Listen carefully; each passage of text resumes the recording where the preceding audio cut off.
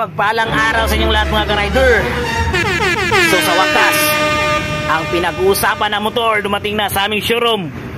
Ito ang Yamaha Mio Pasio, naka Blue Core Hybrid 2024 model. Hindi lang ito pinag-usapan sa social media, pati na sa buong kalawakan. Bago yan, bigyan nating silip ang kanyang specs, function at benefits. May pinagbago ba sa motor na ito? Tara, let's go! Sa motor nito, wala nang kanyang Yamaha Y-Connect. Tinanggal na. Magsisimula tayo ngayon sa kanyang enhanced digital panel board. Napakaangas ng style. So dito ang menu. Dito rin makikita ang trip, set ng orasan, fuel gauge, voltmeter, odometer, kilometer. At sa left side naman makikita ang high beam, low beam sa headlight, turn signal, left from right, at saka horn, back brake. So sa right side naman tayo ngayon sa kanyang headlight. High beam at saka low beam niya is LED lights. Napakasila nito, especially paggabi. So ito naman ang kanyang turn signal, left from right is halogen bulb type. Napaka-elegante ng style. At Yamaha emblem logo. Din ang kanyang front fender. Napakatigas nito, hindi basta-basta mabibiyak or mababasag kapag ikaw ay nabubunggo. So sa kanyang harapan, naka single pot caliper, single hydraulic disc brake, at Maxxis na rin ang brand ng kanyang gulong. So ayos ng kanyang gulong sa harapan is 110/70/12, so tubeless type. So mags na rin ang kanyang rim. So dito rin nakalagay ang kanyang busina or horn.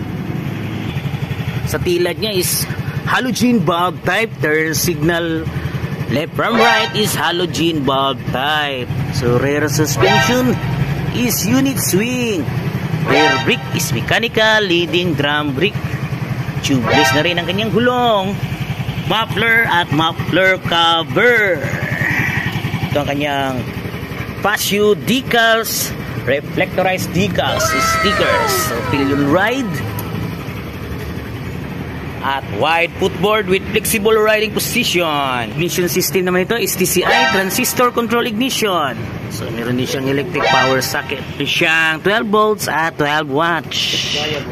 Meron din siyang lagayan ng bottle water at retractable hook, double hook.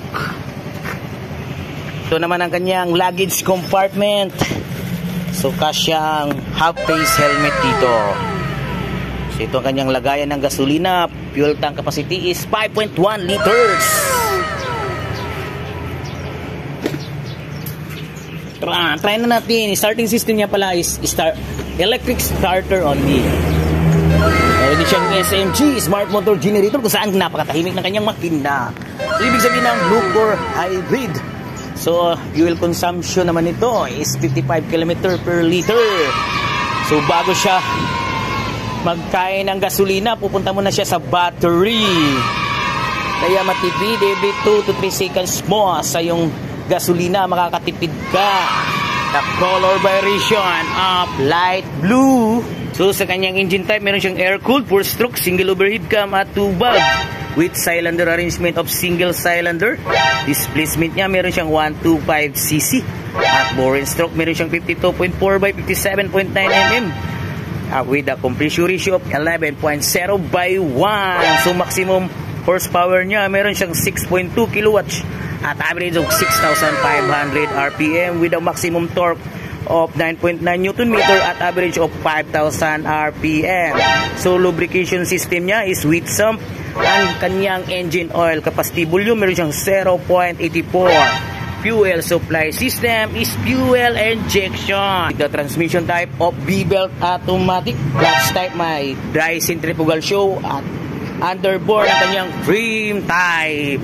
Tayo ngayon sa kanyang dimension, sa kanyang overall length, width at height. Meron siyang 1820 mm by 685 mm by 1125 mm.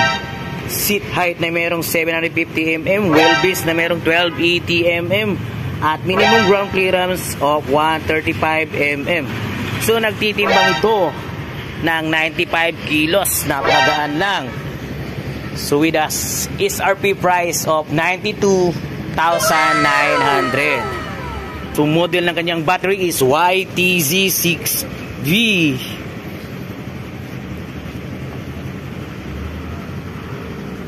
So that's all for today guys. Sana nakatulong ako sa pagbibigay ko ng idea sa inyo. Please like, subscribe my YouTube channel Arjun TV Vlog at my Facebook page. This is Arjun TV Vlog.